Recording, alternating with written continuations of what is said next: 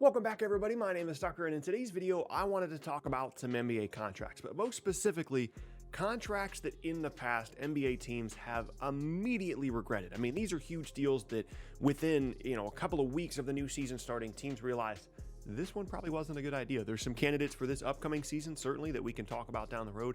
Guys like Gordon Hayward, Jeremy Grant, Marcus Morris potentially could be one as well. We've talked about that, but these are players in the past. Immediate regret contract signings in the history of the NBA, mostly recent history of the NBA. But really quickly before we get started, if you enjoy content like this, then consider subscribing. I upload twice a day, every day, so it's a great place for consistent NBA content. You can also leave a like rating on the videos as well. Helps me out a ton. It lets me know that you're enjoying the content and helps get it out to more people on YouTube as well. And you can check me out at various socials at the bottom of the screen. They're in a link tree down in the description below. But with those things said, we're going to go ahead and get started with our first entry on this list. It's a pretty famous one, and it's JOAKIM Noah. He signed a 4-year, $72 million deal with the New York Knicks back in 2016. And at the time, certainly people had issues with it, but maybe you could talk yourself into JOAKIM Noah being a great New York Knick. In Chicago, he's a 3-time All-Defense player, his first team All-NBA in the 2013-14 season. And so a few seasons prior, JOAKIM Noah is a player that was probably worth $72 million over a 4-year span. The problem was, he was 31 when he signed the deal, which is going to be something that pretty consistently we're going to talk about throughout this video. Players getting older, specifically big guys getting older and getting big contracts. He had played just 29 games the year before as well, which is certainly a red flag when you're considering an aging big guy having some injury issues. And he was going to a team that certainly would go on to underperform there in New York. It's got Carmelo on it. It's got Derrick Rose. JOAKIM Noah shows up. Derrick Rose before the season infamously called the Knicks a quote-unquote super team on the same level as the Warriors, and they went on to win 31 games. So multiple red flags there in the JOAKIM Noah situation, and a lot of those ended up coming to fruition. As a Knick, he played less games, which was 53, than millions of dollars that were on his contract, which was 72.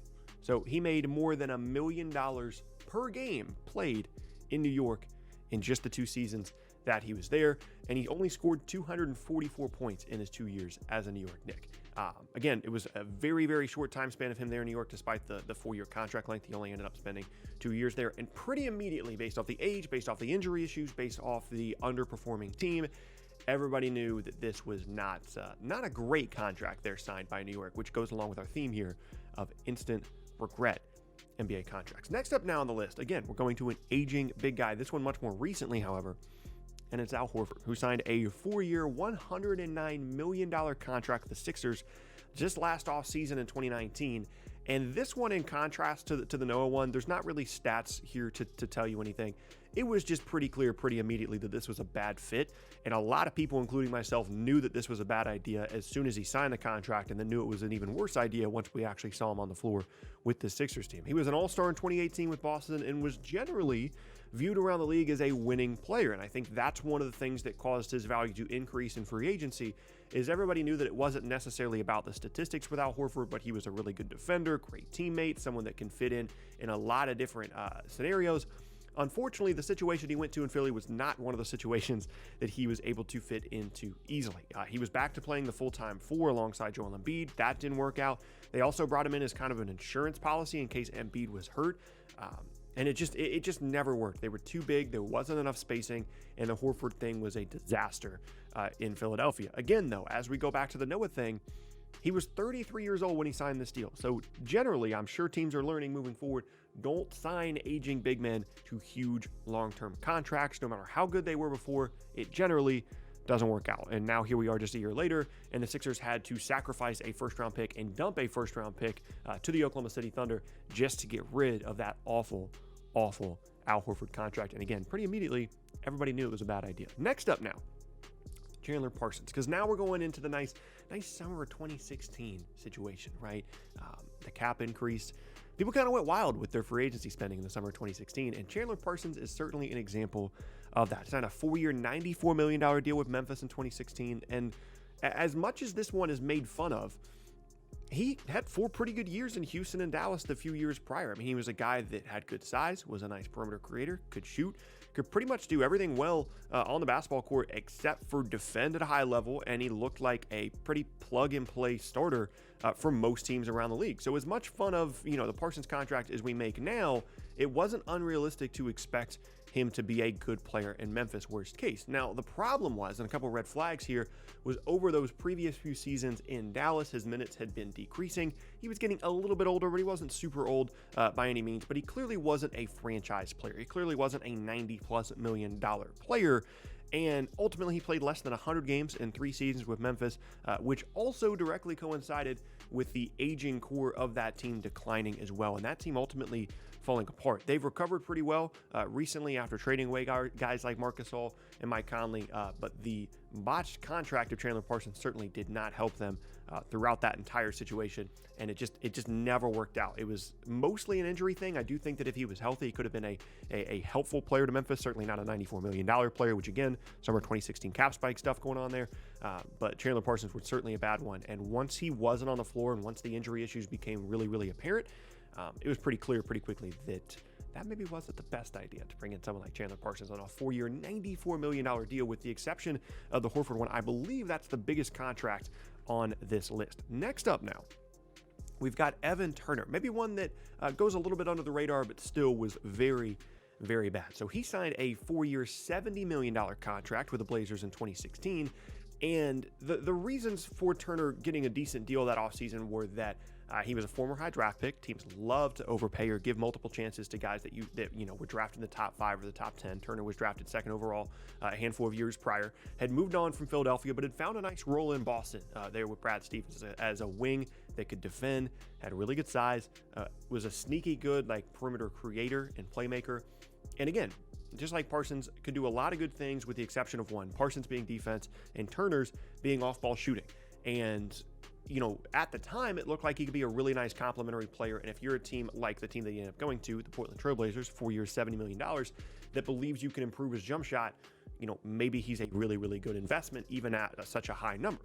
The problem was, at no point was anybody considering Evan Turner an almost $20 million a year player, even as good as he was at times in Boston.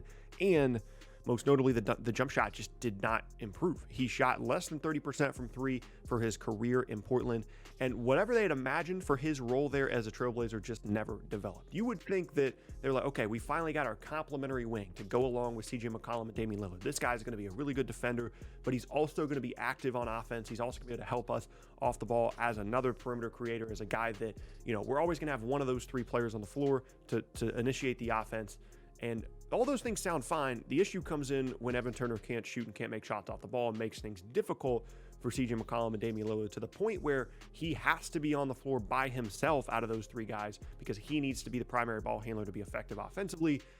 And none of those things just ended up coming together for Portland in any kind of real significant way. And it's unfortunate, because that's a team that, was still pretty good and had that star power, of course, of Dame and CJ. And had they properly allocated the money that they had spent on Evan Turner, they could have had a much better run over those few seasons there in Portland if someone other than Turner had signed a 4-year, $70 million contract. And again, pretty much immediately, we knew that the off-ball shooting thing was not going to work. Last up now, shocker, we're still in the summer of 2016, and it's Jan Mahinmi signing a 4-year, $64 million deal with the Washington Wizards in 2016. This one is pretty indefensible, and it was pretty indefensible at the time.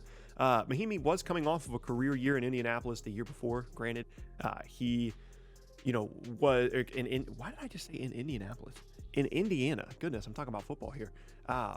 He had a career year there the year before as a 29-year-old, as a nice, solid 5-man. Wasn't going to put up crazy stats, but, he's a solid rim rolling, rim protecting big man.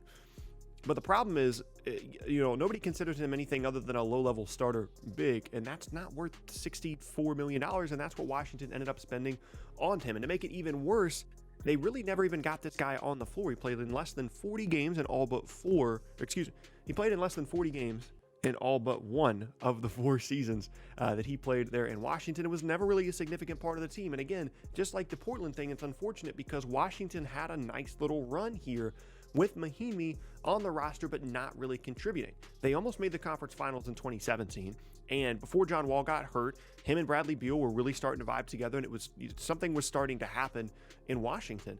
And had they properly allocated the funds of Mahinmi, they probably make the conference finals in 2017, potentially, do something after that, but you never really know.